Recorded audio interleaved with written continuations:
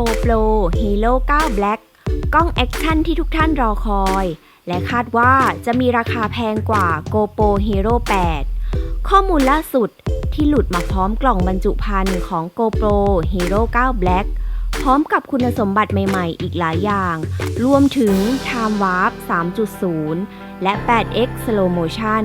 และดูเหมือนว่าจะสามารถถ่ายภาพแบบ 5K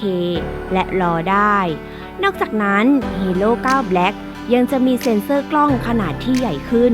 ถึง 23.6 MP แต่จะจำกัดไว้ที่ 20 MP สำหรับภาพถ่าย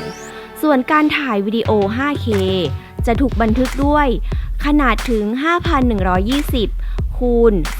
2,880 พิกเซล ซึ่งสอดคล้องกับอัตราส่วน 16:9 นอกจากนี้ Hero 9 Black จะมีหน้าจอหลักขนาด 2.27 นิ้วซึ่งใหญ่กว่าจอแสดงผลของ Hero 8 Black รุ่นก่อนหน้านี้เล็กน้อย นอกจากนี้ Hero 9 Black ยังมีจอแสดงผลรองหรือจอสำหรับแสดงสถานะขนาด 1.4 นิ้วแบตเตอรี่ที่อืดและใหญ่ขึ้น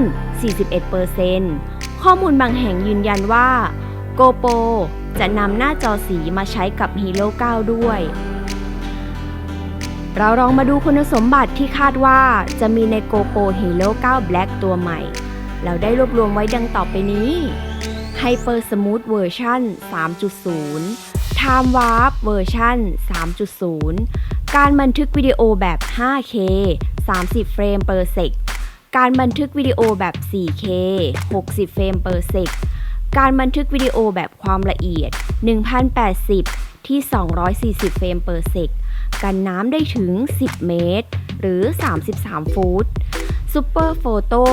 บวก HDR มี Slow Motion สูงสุดถึง 8x มีความละเอียด 1080p 240 เฟรม per sec Streaming แบบสดที่ความละเอียด 1080p และการควบคุมด้วยเสียง